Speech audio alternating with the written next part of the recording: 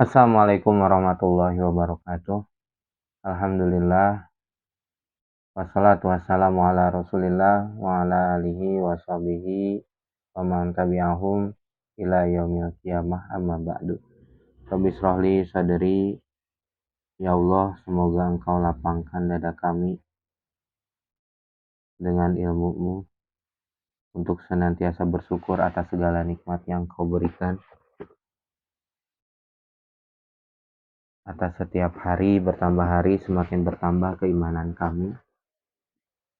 Wa yassirli amri, mudahkanlah segala urusan-urusan kami.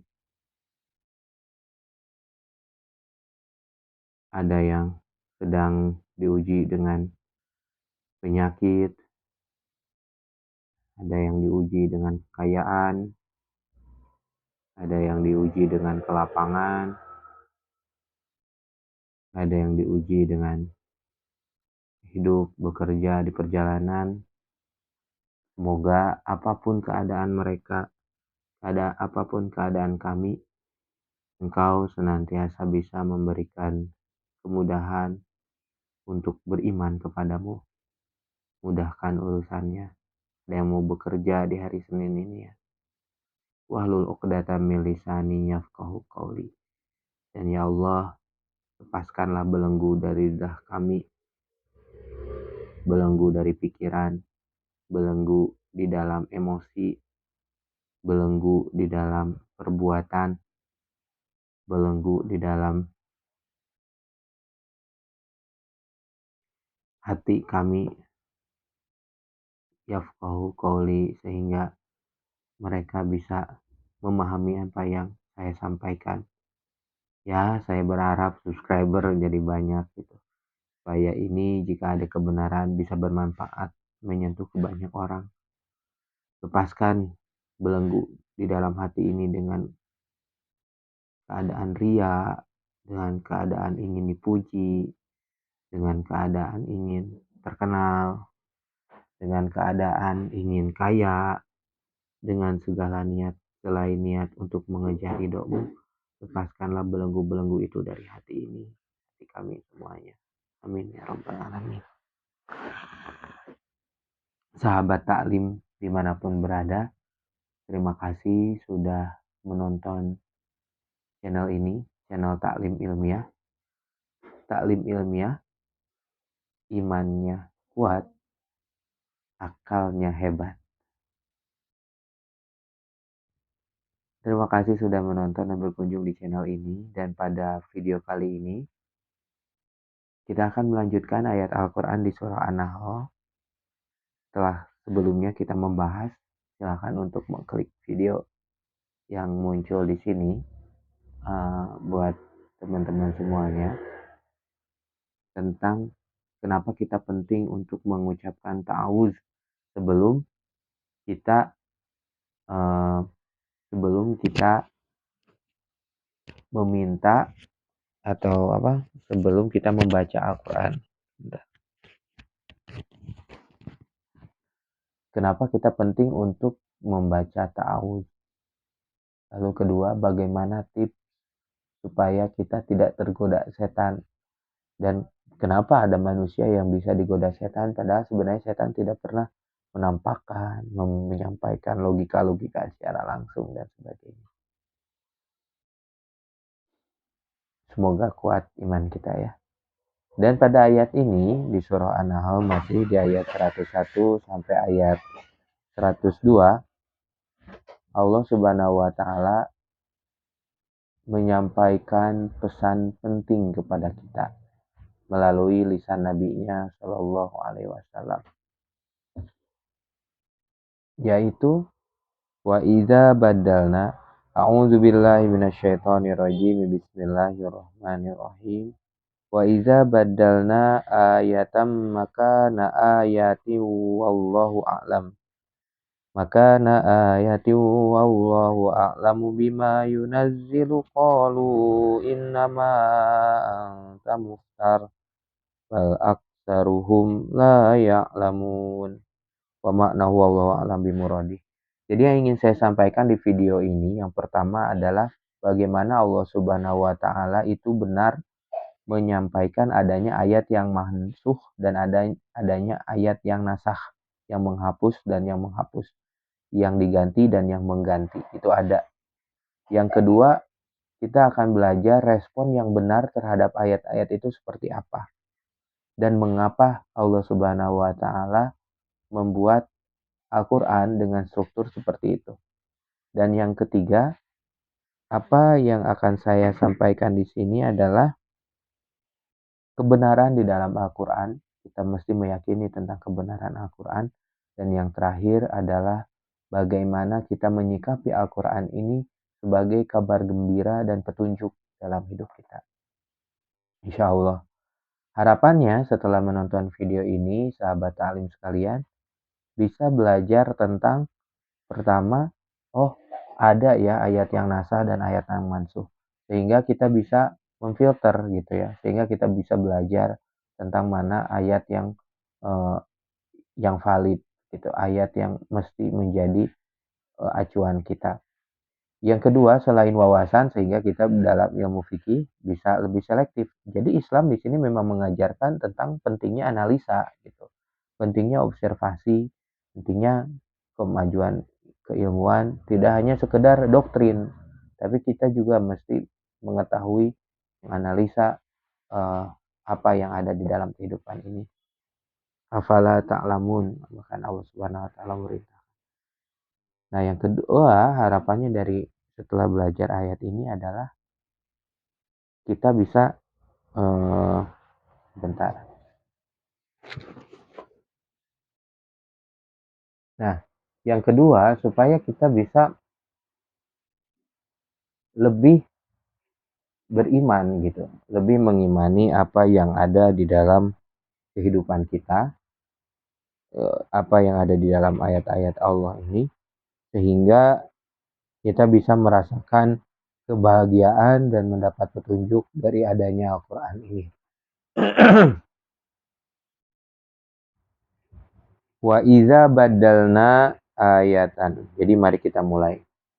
Bismillahirrahmanirrahim. Wa iza badalna, dan apabila kami letakkan pengganti, dan apabila kami mengganti ayatam maka na ayatin,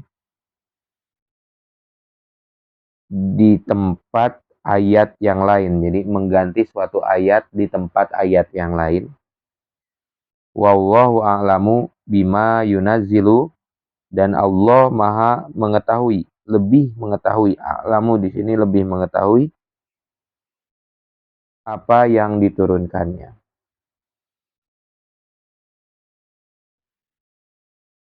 Ketika ayat ada yang diganti seperti ini, bagaimana responnya orang-orang musyrik?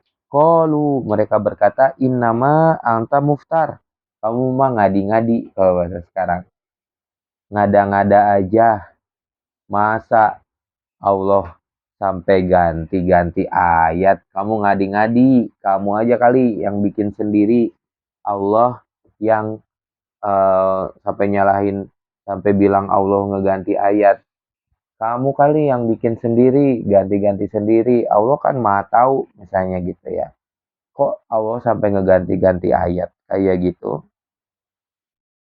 Bal aksaruhum la ya'lamun. Akan tetapi mereka tidak mengetahui. Allah lebih tahu. Jadi maksud ayat ini, Allah lebih tahu dengan apa yang Allah turunkan melalui ayat-ayatnya. Sedangkan mereka tidak mengetahui. Jadi jangan sampai kayak, kamu mah ngada-ngada. Itu adalah ucapan tanda bahwa mereka itu tidak tahu dengan apa yang Allah turunkan. Di sini dijelaskan kenapa sih Allah Subhanahu wa taala mengganti suatu ayat dengan ayat yang lain. Atau menurut Imam Mujahid menghapus suatu ayat dengan ayat yang lain.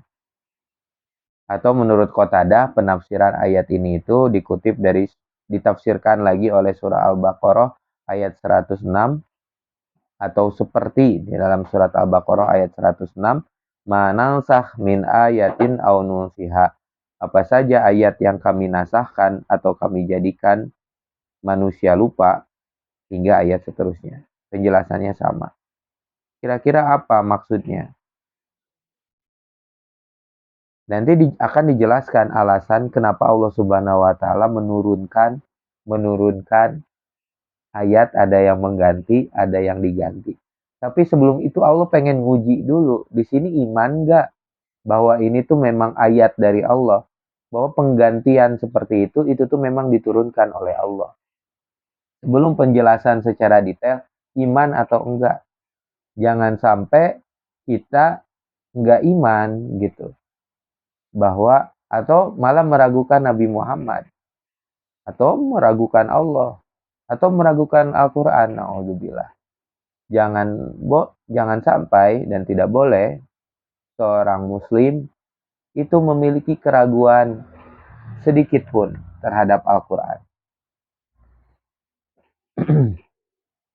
Kita mesti yakin bahwa Al-Quran ini sebagai salah satu rukun iman kepada kitab-kitab Allah, berisi dengan begitu banyak kebaikan dan merupakan suatu kebenaran, dan memang diturunkan oleh Allah Subhanahu wa taala melalui lisan para nabinya, melalui rasulnya. Yang dalam hal ini kita Al-Quran diturunkan oleh Rasulullah Shallallahu Alaihi Wasallam. Itu prinsip seorang muslim, prinsip seorang yang beriman. Mesti benar-benar iman bahwa ini tuh benar. Sedangkan orang-orang musyrik yang meragukan Al-Quran, bahkan zaman sekarang ada Al-Quran yang tidak dipercayai gitu ya, tidak dianggap sebagai sumber primer, menganggap Al-Quran sudah tidak reliable gitu ya dengan kehidupan. Itu merupakan perbuatan yang tidak islami, seperti itu. Karena memang dasarnya kita mesti mengimani bahwa Quran ini adalah kebaikan dan firman yang benar dari Allah Subhanahu wa taala. No debat ya. Jadi Al-Quran itu adalah firman Allah Subhanahu wa taala. Dan firman dan Allah itu pasti telah menurunkan Al-Quran sebagai panduan hidup kita. Makanya ada banyak ulama-ulama, itu banyak ya, ada ulama yang menjelaskan tentang Al-Quran melalui ilmu tafsir. Ada ulama yang melihat Al-Quran. Ulama itu ada macam-macam yang saya lihat, yang saya kenal.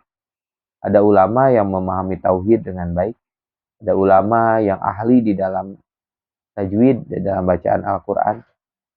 Ada ulama yang ahli di dalam ilmu fikih yang juga mengacu pada hal-hal legalitas di dalam Al-Quran. Ada ulama yang hal yang teologis gitu, jadi menguatkan kebenaran Islam dibandingkan kepercayaan-kepercayaan produk-produk dan produk-produk budaya lainnya. Semuanya pasti akan kembali pada Al-Quran. Semuanya pasti akan merujuk pada Al-Quran. Gak ada ulama Islam yang malah ngaco gitu ya, sampai bikin Quran sendiri, itu udah melenceng.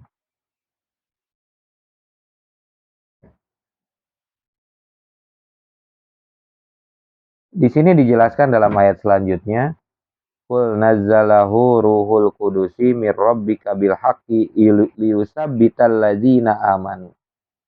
Katakanlah hai Muhammad sebagai jawaban atas ucapan mereka bahwa kamu ngada-ngada aja. Kok bisa Allah menghapus satu ayat dengan ayat yang lain? Kenapa? Qul nazzalahu ruhul qudusi mir rabbika. Katakanlah Ruhul Kudus menurunkan Al-Quran itu, yakni malaikat Jibril alaihissalam, dengan benar, yakni dengan kebenaran dan keadilan. Liyusabbital ladzina amanu, supaya keimanan orang-orang yang beriman itu teguh, Kenapa? Di sini Imam Ibnu Katsir menjelaskan kenapa, apa hubungannya ayat yang diganti seperti itu bisa meneguhkan hati orang yang beriman. Karena mereka jadi akan mengimani apa yang ayat yang pertama maupun yang kedua, yang mengganti maupun yang diganti, sehingga hati-hati mereka akan tentram. Nah, kalau orang-orang yang beriman itu mau ayatnya diganti, mau ayatnya yang lama, kalau emang udah perintah Allah pasti iman, gitu. Pasti Allah benar, pasti mereka akan membenarkan apa saja yang diperintahkan oleh Allah. Kalau orang yang beriman pasti gitu. Jadi Allah ingin menguji sehingga hati umat Islam itu bisa lebih kuat dengan penggantian ayat ini. Wa huda wa busyra lil muslimin. Tujuan selanjutnya adalah supaya ini menjadi petunjuk buat umat muslim dan menjadi kabar gembira gitu bagi umat muslim. Ingin menjadikan kabar gembira mana yang tadinya lebih berat gitu sehingga diganti dengan yang lebih ringan dan sebagainya. Yang pasti di sini kita mesti melihat bahwa Quran ini adalah petunjuk buat kita, kabar gembira buat kita. Dan hati-hati dalam belajar Al-Quran itu harus dari ulama yang benar-benar sesuai dengan akidah Ahlus Sunnah wal Jamaah. Karena khawatir kadang ada orang-orang juga yang menggunakan Al-Quran tetapi malah menafsirkannya jadi sesuatu yang separatis atau sesuatu yang radikal. Jangan cuma belajar Al-Quran tapi yang kemarin itu jangan menjadikan setan sebagai pemimpin. Nah, dalam memahami Al-Quran juga kita tetap harus meminta perlindungan kepada Allah Subhanahu wa taala. Karena masih ada orang-orang yang menafsirkan Al-Quran, mengartikan Al-Quran secara keras sehingga malah memancing pada perbuatan-perbuatan yang mengandung naudzubillah radikalisme, terorisme. Pokoknya kalau ada kekerasan-kekerasan, hati-hati saja. Karena mereka kadang ayat-ayat tentang togut atau ayat-ayat tentang menegakkan hukum Allah itu diartikan secara literal sehingga menafikan berbagai macam kesepakatan umat muslim termasuk kita di Republik Indonesia gitu dalam Undang-Undang Dasar 45 Pancasila, kesepakatan kita sebagai negara kesatuan Republik Indonesia diragukan gitu. Mereka menganggap bahwa aparat-aparat itu sebagai para para pelaku-pelaku kejahatan. Ya, jadi harus hati-hati di dalam menafsirkan Al-Quran ini. Udah banyak saat ini ulama-ulama, udah banyak kajian-kajian tafsir. Ya sebutlah kajian tafsir Jalalain, kajian tafsir Ibnu Katsir seperti yang saya baca pada pagi hari ini. Kadang mereka itu hati-hati ya, kadang nggak punya kitab acuan ulama-ulama yang biasanya di diajarkan, misalnya di pesantren-pesantren klasik gitu, atau di para asatiz yang sudah banyak dibahas di pesantren-pesantren besar. Biasanya kalau di Indonesia ya kalau pesantren itu kan ada kurikulumnya gitu, khususnya pesantren-pesantren yang Ahlus Sunnah wal Jamaah atau pesantren-pesantren Sunni atau pesantren-pesantren Muhammadiyah. Itu kan udah ada kontrolnya, pakemnya gitu, ustadznya dari siapa, gurunya dari mana, apa yang diajarkan itu ada pakemnya. Nah, kalau kajian-kajian radikalisme seperti itu, sepengetahuan saya pernah juga punya teman yang saya kayak hampir kepancing buat ngaji di yang seperti itu. Ngajinya aja kadang jamnya nggak jelas, malam gitu. Terus ngajinya juga agak di tempat umum. Eh, Mereka bilang ya dakwah sir gitu ya. Karena mereka masih menganggap bahwa kita itu masih masih harus sembunyi-sembunyi karena kalau terang-terangan ya akan ditangkap gitu ya oleh para ya yang mereka sebut para togut itu. Ya, sehingga mereka akan datang ke rumah-rumah, baru nanti mereka, saya nggak tahu sih, nggak pernah datang, tapi kata mereka, ayo kita kumpul di suatu kota, nanti kita di sana ada banyak rekan-rekan kita, sahabat-sahabat kita, mereka bilang. hati-hati pokoknya dengan modus-modus pencucian otak yang ujung-ujungnya malah akan menggerus jiwa kita, menggerus harta kita. Tetaplah pada jalur yang benar, di jalur Ahlussunnah wal Jamaah. Cirinya apa? Tandanya apa? Yang pertama itu eh, sesuai sama umumnya masyarakat gitu. Jadi tetap mengajarkan tentang rukun iman, rukun Islam. Kedua, tidak mengajarkan kekerasan eh, tanpa harus bermusuhan gitu. Jadi saling toleransi ada di sana. Kita tetap lakum dinukum waliyadin, tapi nggak mengajarkan kekerasan. Kalau udah mengajarkan kekerasan atau menyalahkan pihak yang lain, pihak yang lain di sini bukan pihak yang tidak seakidah ya, karena kita memang seperti itu prinsipnya. Beda akidah memang dalam beberapa hal lakum dinukum waliyadin, bagimu agamamu, bagiku agamaku gitu. Tapi kalau sampai pada titik menyerang gitu atau terlalu membahas pada perbedaannya, di situ harus hati-hati.